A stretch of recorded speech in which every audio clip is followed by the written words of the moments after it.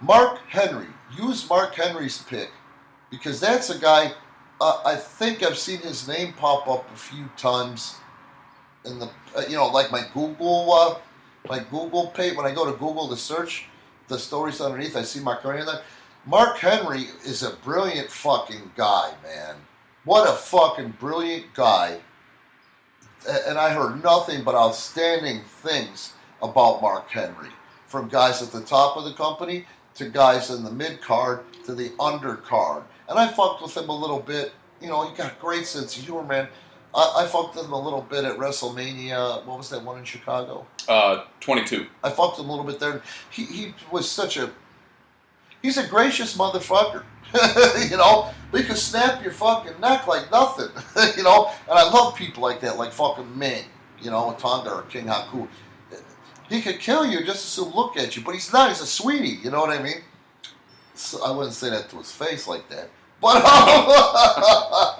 but I kind of would like to see that, though, just to see what would go down. Not now, bro. I'm too old,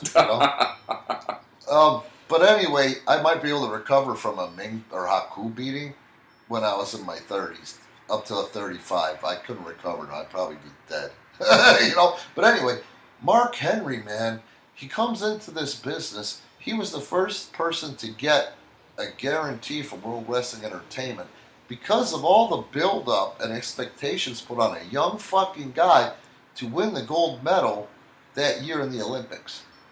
Yeah. I don't know exactly what happened. I knew it, but I don't remember. But it's irrelevant. Whatever happened, the politics got in Mark's fucking head, and I think he bronzed. He didn't win. Or maybe placed. I don't know. He either bronzed or placed. But there's so much into it. It's very rare that your Olympic gold medalist, unless they're fucking natural, whatever they do, gets that gold the first time in. They go back and train another 4 years so they know what to expect to get their gold. You know what I mean? Yeah. Unless they're a gifted motherfucker. You know what I mean? Well, I think when Kurt Angle won his gold, he was already 27, 28 years old, which is really it's old for Olympic competition. Yes, but at the end of the day, I think if you look at all sports, even the ones that aren't, the popular ones in the Olympics, that sounds about right with the age group because that's when you're emotionally mature. And you could do all this stuff, and Mark could do all that stuff. He was the world's strongest fucking man, but he was a young guy that needed that experience and that emotional, mental maturity. You know what I mean? So they're up his ass, all that pressure, and he gets the contract, and then Vince publicly says, we really fucked up.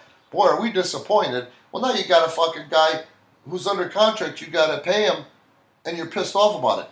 And if memory serves, they mistreated that motherfucker when they first signed him. Yeah, he didn't do.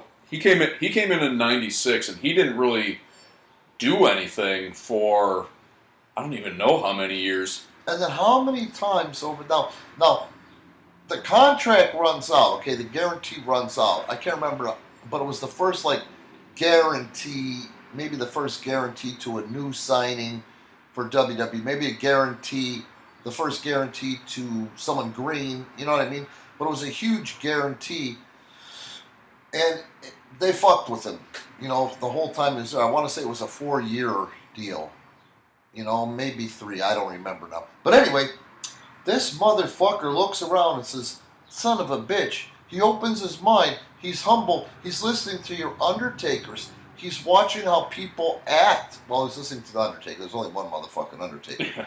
But the agents that they had there then, he watched, he learned, his agent, and he said, motherfucker, if I put my mind to this, I know I can fucking do it and do it fucking great and make a shitload. So he re-signs, fraction of the guarantee, you know what I mean? And makes more fucking money.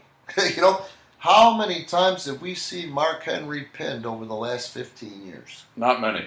No, you've seen him pinned a lot. Oh, over 50. Sorry, for some reason my brain skipped over the 15 years thing. So here's the point I'm trying to make with Mark Henry, and I hope our guys hear this. Mark fucking Henry does what is asked of him. Mark Henry does what is best for the fan, the customer. Mark Henry does what it takes to get over, okay? Mark Henry can work with anybody at that size, which is really saying something, okay? And he does whatever he does in the ring unselfishly. He's been beaten by how many guys? Kane, Undertaker. I mean, those are the ones off the top of my head, okay? But because of the way he fucking is, he'll still be paid. They'll send him down to, like, at the time it was OVW or NXT or somewhere. They'll keep him on the house shows, all that shit, so he has the timing. And then they bring that motherfucker back and build him up bigger than the last time. Mm-hmm. Because of the way he handled his politics. And he learned the hard way. You know what I mean? And now, I mean, I would not be surprised if at some point he's really going to have a high-ranking position in that company as an agent or non-talent. Well, they put him in the Hall of Fame, I think, either last year or the year before. Was he still working? No. Okay. He hung it up after 2014, I want to say, maybe 13. His last major run was a main event run against Cena during one of Cena's final title runs. Wow, I bet it was fucking compelling too. Yeah, but if you look at it, and you're right. I mean, it was such a gradual. I mean, over about 20 years or so. Yeah. But it was a progression. He started his very first match. He was working with Lawler. Yeah, it was poor King. But and I'm not digging on Henry. He was fucking green and he wasn't happy. Yeah. You know. He's working with Lawler, and then there were like 4 years where he was just kind of stagnant, hovering in the mid card. They put him with the Nation, and he got over a little bit. That's a rib, though. In man. The Nation, yeah. That was just a rib. They were trying to justify the fucking expenditure. They weren't happy. He wasn't happy. But then, if you fast forward to like the mid 2000s, he's working WrestleMania with The Undertaker. Yep. Fast forward about 5 more years, he's carrying the world title. He goes over on Orton for the world title. Jeez. Has a few months of program then with Orton and later Big Show. Yeah.